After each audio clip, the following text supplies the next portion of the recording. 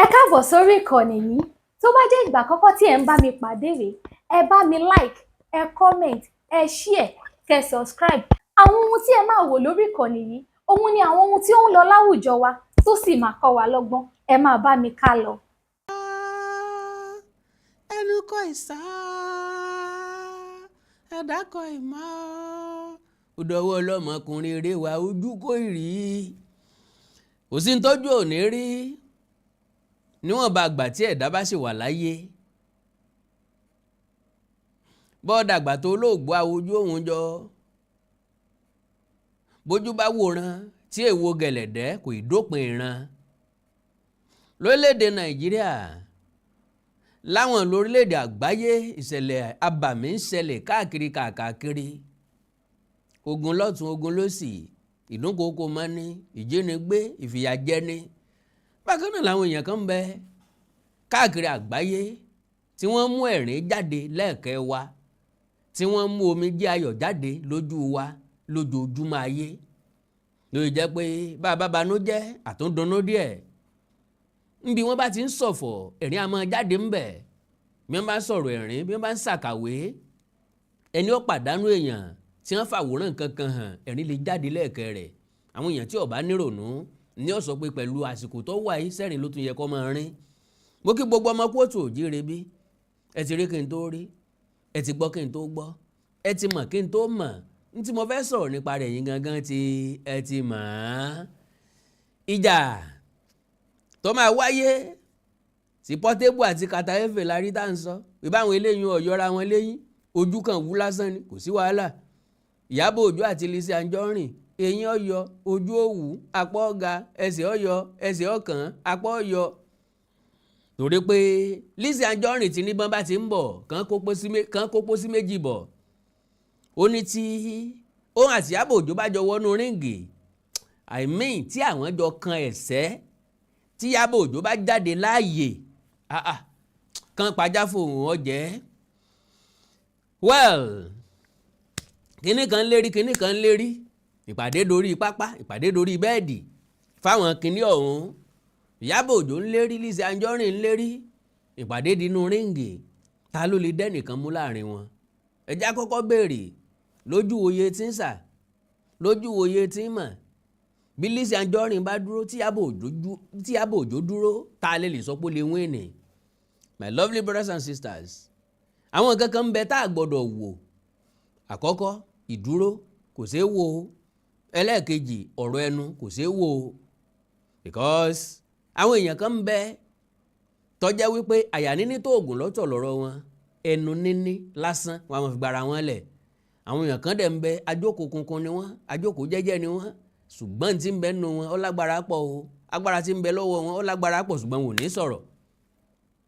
Ẹ máa rò pé dèdèrìn ni wọ́n àfìgbà tẹ́ ẹ bá tọ́ wọn kẹ́ ẹ tó mọ irú èèyàn tí wọ́n jẹ́. Well, as far as I'm concerned, n ò ríjà Lizzy Anjorin rí, n ò sì wo ti Iyabo Òjó rí. Gbọ́n mo mọ̀ pé àwọn méjèèjì wọ́n kórìíra ara wọn pọ̀. Bí wọ́n bá rókò ara wọn bòjì wọ́n wọnú òrùn padà.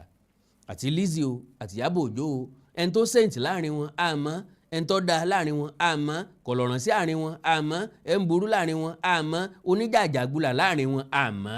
Ní tó ṣàyè wa ni pé àwọn méjèèjì ti ń jà ọjọ́ ti pẹ́, wọ́n ti parí ẹ̀ kò tán lọ́kàn ọ̀tún kò tán lọ́kàn òsì. Wọ́n gbéra wọn lọ ilé ẹjọ́. Ilé ẹjọ́ ní kí wọ́n lọ fẹ́ gun òtòlótó, wọ́n lè gun òjògẹ́ làwọn fẹ́. Òjògẹ́ sì retí ògbégun ti ẹ lẹ́yìn. Ẹ lọ ń bọ̀ rẹ ní ìbẹ́ àwọn ìsọ̀rẹ́ o.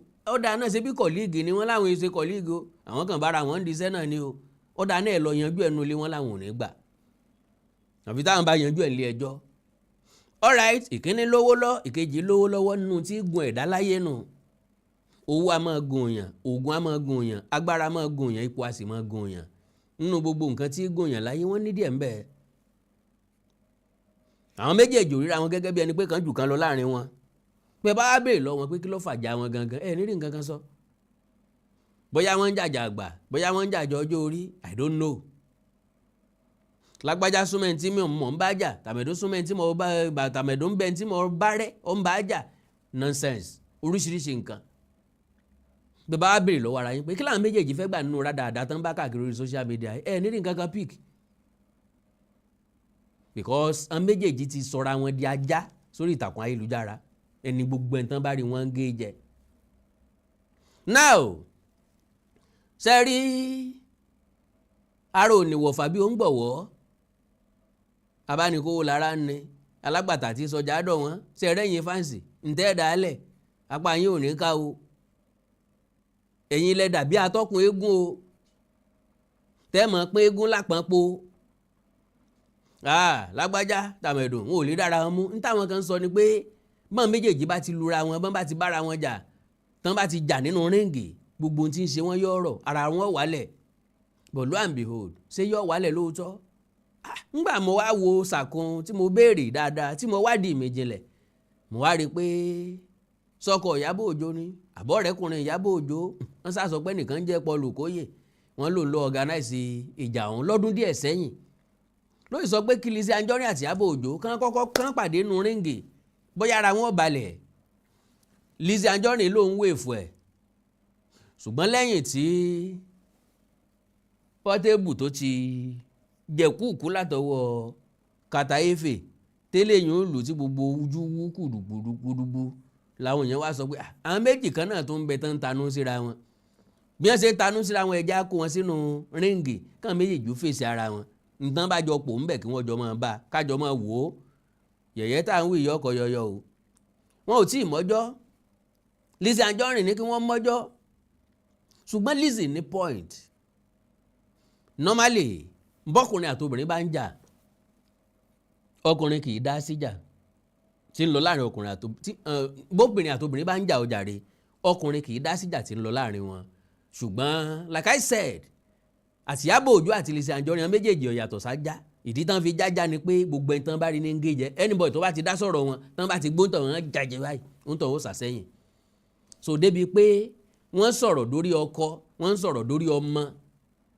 òye wọn wípé ẹ ń wálé ayé tó bímọ orí ọ̀fẹ́ ló ní ẹ ń wálé ayé tó lọ́kọ orí ọ̀fẹ́ ló ní àwọn tí ò lọ́kọ kì í ṣe pé wọ́n ní problem kì í ṣe pé wọ́n sẹ́lọ̀n kì í ṣe pé wọ́n dáràn kádàrá ló pin bẹ́ẹ̀ àwọn tó níyàwó ẹ kú oríire o àwọn tí ò níyàwó àwọn náà sẹ́lọ̀n láàyè ọ̀tọ̀ kádàrá ni òpin Ọlọ́run ni òpin dọ́gba so ká máa sọ̀rọ̀ ọkọ ká máa sọ̀rọ̀ ìyàwó ká máa sọ̀rọ̀ ìdílé ká máa sọ̀rọ̀ owó ká máa sọ̀rọ̀ gẹ́gẹ́ kan ká máa sọ̀rọ̀ ọmọ nonsense ni because kò sẹ́lẹ̀ tí agbára ẹ̀dá kánú gbogbo tí mo kà kalẹ̀ o ọkọ rere agbára ẹ̀dá kankan ọ̀ka gbogbo ọkùnrin náà ní máa ń ṣó ojú dáadáa ńgbà tẹ́ ẹ bá fẹ́ fẹ́ wọn ńgbà ẹ bá délé wọn lẹ́tọ̀ọ́ mọ̀ pé náà kí leléyìí bọ́ksà leléyìí ilé pààyàn tiẹ̀ ilé domi gbóná léèyàn lára ilé àásìdì ọ̀wọ́n sí lọ́wọ́ gbogbo ìyàwó náà ní sojú rètèrètè gbogbo obìnrin ní sojú rètèrètè gbogbo obìnrin ní náìsì ńgbà tán bá wà lọ́nà bí ṣe ń fọṣọ ọkọ ní ọmọ fọtìyọ ọkọ bí ṣe ń gbálẹ̀ lẹ́ẹ̀mẹ́wàá ní ọmọ tunu gbogbo ẹ̀ lẹ́ẹ̀mẹ́gbà kì í mélòó lọ fẹ́ gbálẹ̀ gbà òun láìkì ìdọ̀tí ni ẹjọ́ délé tán ẹ mọ̀ wípé lápáta bàlájì wọ́wọ́ ni ọ̀bùn ràìràì aṣọ òjẹta aṣọ òjẹfà yọ wà lórí bẹ́ẹ̀dì yọ wà lórí àga abọ́ òjẹta yọ òun ọmọ èsì kan ríran nínú kíṣìn ẹ máa wá kò rí bẹ́ẹ̀ ńgbà tí ń bẹ lọ́nà ẹ̀ ní mọ̀ pa advert session lẹ́wà ìgbẹ́ ẹni mọ ẹlẹ́ni ń polówó ọjà ni tí yóò wá sọ fún pọ́bùn lo ẹ wà fẹ́ ta ni ó fẹ́ ọ̀bùn ràìràì sílé so gẹ́gẹ́ bẹ́ẹ̀ ni gbogbo ilé ayé wa ṣe rí ọ̀dà lójú ìwòye tèmi kọ́líìgì ni Lizzy àti Iyabo Òjó bọ́lọ́run bá ti gbèjà ẹ̀dá kí lolúwa rẹ̀ tó ń bínú sí kò yé mi lọ́rọ̀ wọn Ọlọ́run ti gbèjà àwọn méjèèjì Lizzy Anjorin rí ṣe Iyabo Òjó rí ṣe kò sẹ́ni tó look bad nínú àwọn méjèèjì kò sẹ́ni tó lọ́wọ́ bá mi ọ̀kẹ́ láàrin àwọn méjèèjì kí wá ní nílé ayé yín lára kí lẹ̀ ń jà lé lórí kí ni ń bí nínú tẹ́ ẹ fi rò pé bẹ́ẹ̀ bá parí ìjà yín láyé ẹ lọ parí rẹ̀ lọ́run àbẹ́ tún tẹ̀síwájú lọ́run because ẹ bá parí rẹ̀ ń bí mo trust ẹ̀yin méjèèjì mo bá béèrè lọ́wọ́ yín nìsín pé tíjà ò bá parí láyé tẹ́ ẹ bá pàdé lọ́run sẹ́ kíra yín Lizzy Anjorin máa sọ wípé màá kí wèrè mi ò lè kí láéláé tá a bá tún pàdé lọ́run á tún mọ jàjà wa lọ ni kí lẹ wá fẹ́ gbà ń bẹ̀ ẹ ti ń bímọ ọmọ yín ti ń dàgbà ẹ ti ń fi láwọn ọmọ yín lọ́wọ́ àwọn ọmọ yín ti ń ríra dáadáa tẹ̀ ṣe lórí social media lọ yẹ kí kálukú ọmọ make owó ẹ̀ kọ́ mọ ṣe business ẹ̀ kọ́ mọ sọ̀rọ̀ ajé ẹ̀ kówó ọmọ gọbọi kọ́ mọ gbégbé ayé ẹ̀ ọ̀rẹ́ là wá kọ́rẹ́ ọ̀tá kọ́. alright wọ́n sàsọ wípé ẹnìkan pòló kan ń lọ organize ẹ̀ now ọ̀rọ̀ yìí ti wá ó ti kó lórí ìtàkùn ayélujára ó ti dórí ojú ìwé ìròyìn káàkiri gbogbo newspaper ló ti gbé ká tó máa play video as in ó gáyàtà báwọn guys báwọn ladies bọ́n ṣe ń ẹgẹ́tẹ̀ bọ́n ṣe ń as in bọ́n ṣe ń ṣe training bọ́n ṣe ń múradì bọ́n ṣe ń gbáradì bọ́n ṣe ń ẹgẹ́tẹ̀ bọ́n ṣe ń ta síra wọn báwọn ẹlẹ́sẹ̀ ṣe máa ń ta síra wọn pé ẹ jẹ́ kó wá síbi màálù lálùfọ́ lójú ẹ jáwọ́ nǹkan tí ròyìn sọ ń pa wọn. Lizzy Anjorin ó ní òun ti rí póòsì Paul Okoye sẹ́yìn tipẹ́tipẹ́ ṣùgbọ́n báyìí òun accept ẹ̀ òun fẹ́ fèsì Iyabo Ojo nínú ring káwọn jọ gbá ẹ̀sẹ̀ káwọn jọ lura wọn ẹ̀ ń bá lè múra wọn náà méjèèjì no problem ó tiẹ̀ ní ká kókó sí méjì bọ̀. I accept boxing challenge to fight Iyabo Ojo but ìkíni actress Lizzy Anjorin Nollywood actress Iyabo Ojo has sued her colleague Lizzy Anjorin over alleged defamation of character. Nollywood actress Lizzy Anjorin has agreed to a celebrity boxing challenge with fellow actress Iyabo Ojo years after it was proposed by show promoter Paul Okoye. Ìléyùn ni wọ́n pè ní boyfriend àbí ọkọ Iyabo Ojo wọn sí wedding ọ̀já lè pè wọ́n lọ́kọ àdẹ̀rí ń gbà tán kiri ń gìbọra wọn lọ kò tí ìjà lè pè wọ́n lọ́kọ ṣùgbọ́n ọ̀rẹ́kùnrin àtọ̀rẹ́bìnrin náà méjèèjì. This has reignited the long-standing feud between both Anjorin and Ojo, whose lover had initially proposed the boxing match in 2024, 2 years ago. Ni Paul Okoye ló ti initiate. In an Instagram post on Sunday, Anjorin confirmed that she is ready to step into the ring, but set new conditions, insisting that Paul Okoye must first face her husband, Chief Lawal, in a 10-round boxing match before she faces Ojo the following day. Ẹ gbọ́ nǹkan tó sọ. Wọ́n sọ pé òun ní bá Iyabo Ojo jà o, but kí Paul Okoye kọ́kọ́kọ́ fèsì ọkọ òun nínú boxing ring káwọn méjèèjì ọkọ̀ jọ pò man to man kó tó wá di woman to woman ẹ gẹ́ẹ̀tẹ̀ irú ìjà yẹn gan máa wà interesting gan but ó yẹ kí wọ́n gbówó ńlá lé lórí làwa fẹ́ nǹkan gbówó gidi lé lórí bẹ́yìn ọba yọ Yorùbá ní tábà torí igi gbòdì ìmọ̀ ń suná fún ni yá bàbá wa torí iṣu fọwọ́ jóná ìmọ̀ ń túpù kẹ̀sí ni lẹ́nu ni bẹ́yìn ọba ajá tí gbogbo ayé ẹgẹ́tẹ̀ tí gbogbo ayé ò rí ẹgẹ́tẹ̀ ó yẹ kí owó tí mo ń bẹ̀ kó lówúra díẹ̀ ẹgẹ́tẹ̀ báyẹn. So as of today 3rd May 2026, I accept your challenge, she wrote.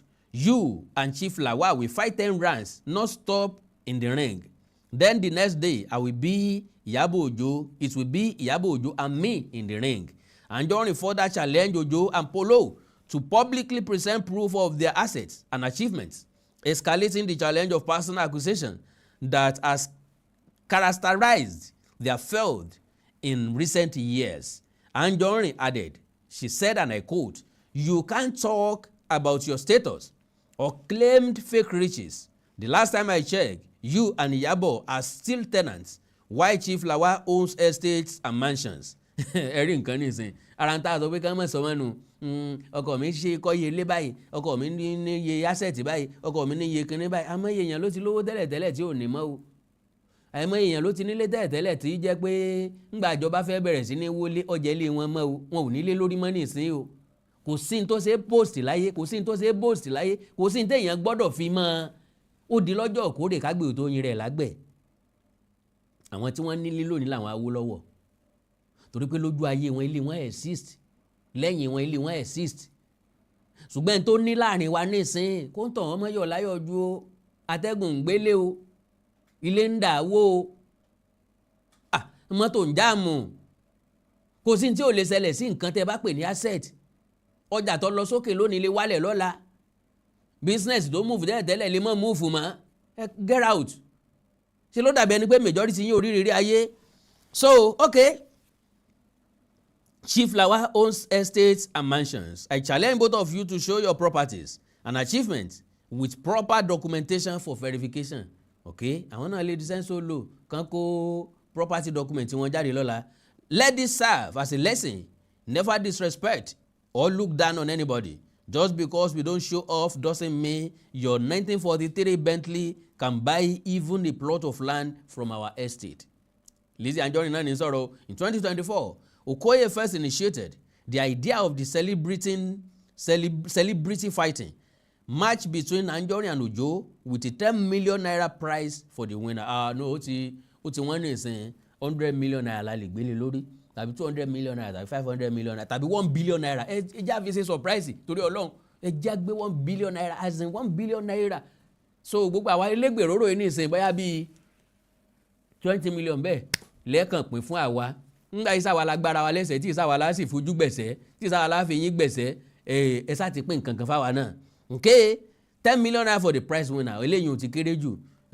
Ẹ máa bìlítù ara yín nìyẹn. Tensions between the two actresses grew in 2025 after Ojo filed a 1 billion defamation suit against Anjorin, although the case was later struck out on procedural grounds, with Ojo indicating plans to pursue further legal action. Wọ́n lé ọkùn ilé ẹjọ́ gbẹ́jọ́ wọn dànù. Ẹ lọ wá bí jókòó sí.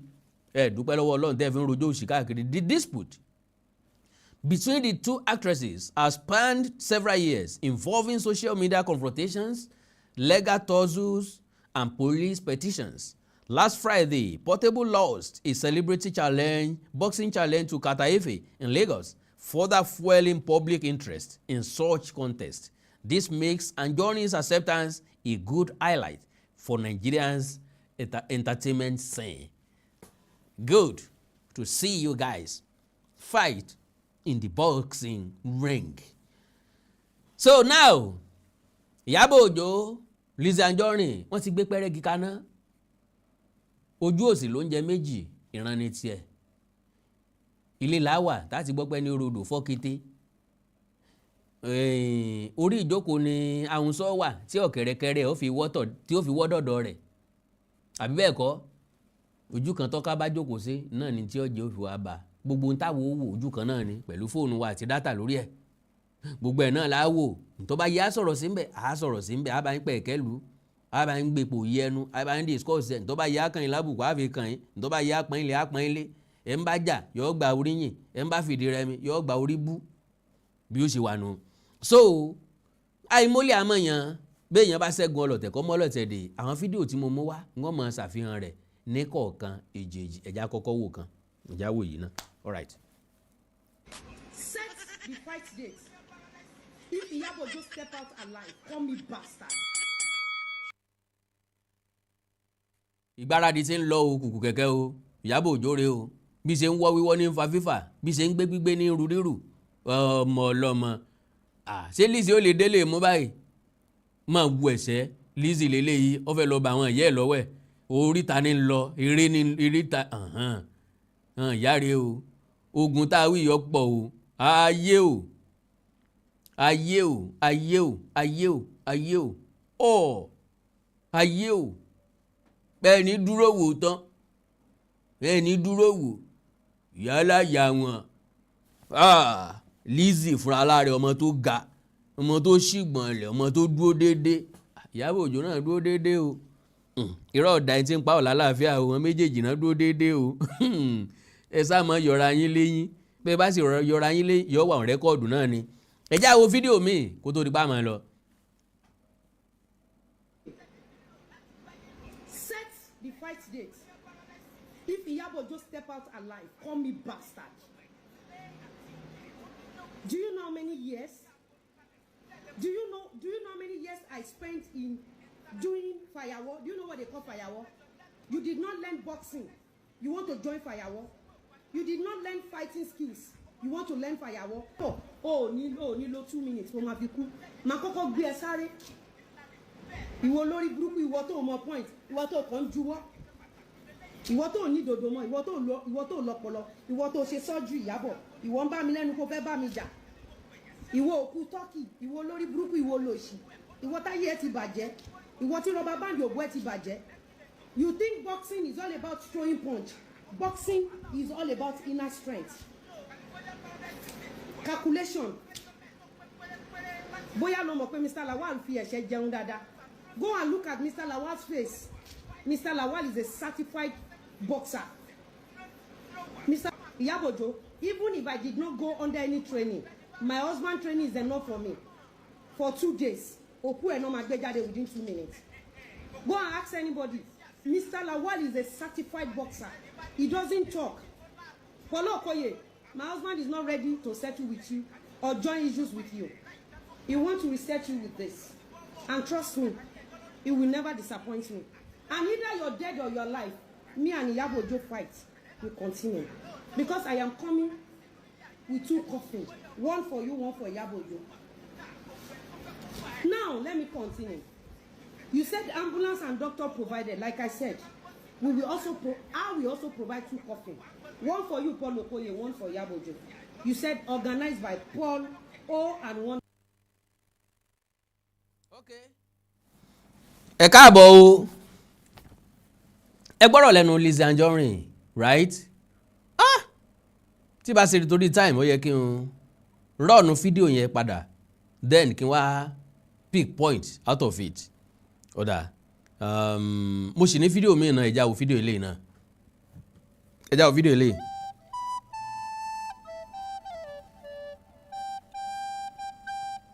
Iyabo Ojo lélẹ́yìn, àwọn ọlọ́mọ ti ń múra. Ilé mẹ́sẹ̀ já o. Sẹ́yìn tí Lizzy fẹ́ lọ fèsì rèé. Èmi ò lè gbókú o. N ò lè gbókú o, n ò lè gbé èèyàn o. Wàláhì tí Iyabo Ojo bá pàdé ọkùnrin yóò nà ṣá pẹ̀lú ọwọ́ yìí. Tún bend. Ayé o. Ayé o. Ok, polo lélẹ̀. Polo nu. Lizzy Anjorin versus Iyabo Ojo, winner takes 10 million naira. Wọ́n kéré 10 million kéré fáwọn ladies yẹn. 10 million. Owó tán fi ń ra báàgì tán fi ń ra aṣọ nìkan. 10 million báwo. Ó ti kéré jù jàre, ẹ increase owó. Tẹ́ ẹ bá increase owó àníyàn aláwọ̀ kíjà yẹn ó wáyé. Ẹ increase owó. Increase at least ẹ help ẹ sí bí 200 million naira. Àwọn ọkùnrin ńbẹ̀ ní 50 million ni wọ́n gbé kalẹ̀. Owó tí wọ́n dẹ̀ tí kàtẹ́ ìfì gbà nísìnyí ọlọ́ọ̀lọ́mọ yìí millions tí ó ti máa jẹ́. So náà nílé wo tó bá ti jẹ́ pé pọ́ńtọ̀ báyìí lẹ́fẹ́ fi ṣe. Kò gbọ́dọ̀ lẹ́ẹ̀sì jù bá ń lọ. Ok, now oríṣiríṣi drama láàrin Iyabo àti Lizzy Anjorin. Rẹ́ là ń fọ́ máa yóò ṣe bọ̀ táwọn ilé míì ní ara wọn o. Wọ́n mú kékeré o. Lọ́wọ́ yẹn kan fọ́ra wọn lẹ́sẹ̀ lẹ́nu tó kéyìn ọyọ dànù. Kò sẹ́ni tí ò ní wà happy kéyìn ìkejì ọyọ náà méjèèjì. Ẹ jẹ́ n sáré play ọ̀rọ̀ Lizzy yìí. Set the fight date. If Iyabo Ojo step out alive, call me bastard. If Iyabo Ojo step out láàyè, ẹ pè ń lọ́ máa lè. Do you know how many years?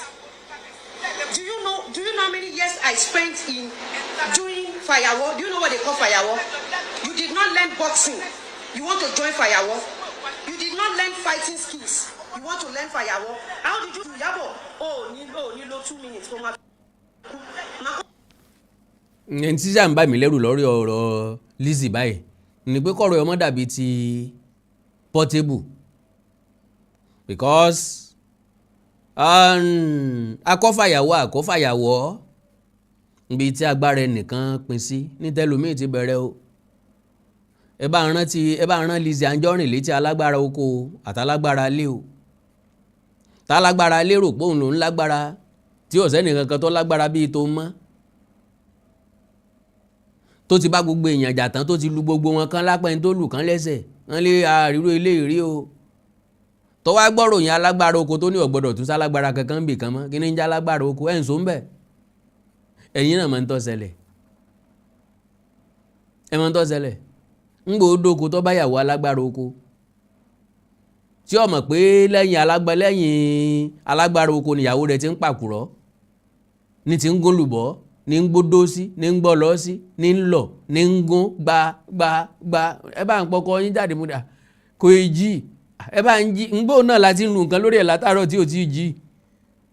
Àbẹ́ ìgbúrò iye odó tá ti kàn lórí ẹ̀ tí ọ̀tá kútú. Yóò ní iye wákàtí tá ìlú bẹ́ẹ̀ o. A gbọ́dọ̀ gbá lọ́mọ odó gidi dáadáa kó tó di pé yóò jí o. So ẹ bá rán Lizzy Anjorin létí bẹ́ẹ̀.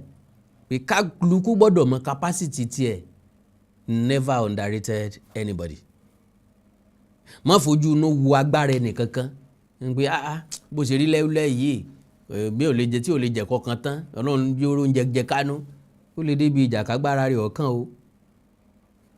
Òwú lásán lè kọ́wọ́ lẹ́sẹ̀ tó ṣubú o. Fọ́nrán òwú lásán lè gbé èèyàn dé o. ó lè gbálágbára dé o gbogbo ẹnu dídán yìí ok o ẹ pè wá sí ríǹgì ẹja bára wa jà mo rẹ́dì láti fèsì ẹ̀ eléyìí ìbájọ́ òun kò ní lo 2 minutes gba ìṣe eru nìyẹn náà ń jẹ béèyàn ti ẹ̀ ń jẹ́ eru gan ìṣẹ́jú méjì pọ́tébù gan tá a ní katayefe náà gan n rò pé pọ́tébù lulẹ̀ ó dúró tán ni bó kàn jẹ́ pé ọwọ́ rẹ̀ ọ̀ láǹfààní àti kan katayefe níwájú orí sì ni wọ́n máa ń kànú boxing orí ẹ̀ àwọn tí wọ́n dá boxing lẹ̀ ìkà ni wọ́n o ìkà ni wọ́n àwọn tó máa organize boxing àwọn tó tiẹ̀ organize boxing for the first time ìkà ni wọ́n o ẹ wo ibi tán ti ń ka point ibi ìbàìsókè ni wọ́n máa ń kà point àwọn punches tó bá bàyàn wájú orí gbà tó bàyàn lẹ́nu gbà téyín lè bó téyín lè wú téyín lè yọ tètè lè wú ga gbà tó bá bàyàn lẹ́ẹ̀kẹ́ gbà tó bá bàyàn lẹ́gbẹ̀ẹ́ ojú gbà tó bá bàyàn gbọ̀ndò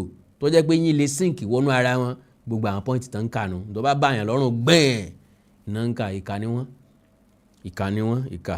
ó gbé ẹ sáré ìwọ lórí burúkú ìwọ tó mọ point ìwọ tó kàn juwọ́ ìwọ tó ní dòdò mọ ìwọ tó lọ́pọlọ ìwọ tó ṣe sọ́jú Ìyábọ̀ ìwọ ń bá mi lẹ́nu kó fẹ́ bá mi jà ìwọ òkú tọ́kì ìwọ lórí burúkú ìwọ lòṣì ìwọ táyé ẹ ti bàjẹ́ ìwọ tí. la tún bá lọ kí la bá bọ̀ lórí èpè ńgbà fẹ́ jà ìwọ̀n bá ní nǹkan gbọ́dọ̀ dùn mọ́ a ti sọ fún Lizzy Anjorin no matter n tó wù kéèyàn kan ó lè ṣe fún yàn lọ́pọ̀lọpọ̀ ọ̀gbẹ́ni tó jàre á máa padà jẹ̀bi ẹ stop ẹ̀ náà. bàbá mi ò bọ́ ẹ ti bàjẹ́ you think boxing is all about throwing punch boxing is all about inner strength calculation bóyá ló mọ̀ pé Mr. Lawal fi ẹ̀ṣẹ̀ jẹun dáadáa go and look at Mr. Lawal's face Mr. Lawal is a certified boxer. Mr. Iyabo, even if I did not go under any training, my husband training is enough for me. For 2 days, Oku and Oma Gbegade within 2 minutes. Go and ask anybody. Mr. Lawal is a certified boxer. He doesn't talk. ṣé ń gbọ́ báyìí rìn sí ń gbọ́ lọ́wọ́ bọ́tà búrẹ́dì ẹnìkan oníjàjàkú akátá lọ́kọ rẹ̀ abẹ̀sẹ̀kù bí òjò ní abẹ̀sẹ̀kù rere ní ó lè fọ̀sẹ̀ fọ̀yàn lẹ́nu abájọ tó fi ní kí ọkọ òun àtọkọ Ìyábọ̀ Òjó kan kọ́kọ́ jọ pò náà mo ò ní ìdí kan ẹnìkan ẹ̀sẹ̀ máa lọ jíìmù àbí nǹkan ọkọ lásán ti tó kọ̀ certified boxer ni Mr. Lawal ẹ ti rí i pé èèyàn ṣe fojú di bẹ́ẹ̀ bá sì rí Mr. Lawal ẹ pé èèyàn tó jẹ́ ń tù báyìí èèyàn tó jẹ́ tó rí jẹ́jẹ́ báyìí àfàìmọ̀ kíyàwó ẹ̀ má máa ráìdì ẹ̀ nínú ilé gan ẹ̀ nímọ̀ pé iná piti iná lẹ́rìí yẹn pàràǹbà ó lè ṣe ní léṣe ó lè yọ ní nítan ó lè yọ yín léyìn ó lè wú ẹ̀kẹ́ ẹni dànù.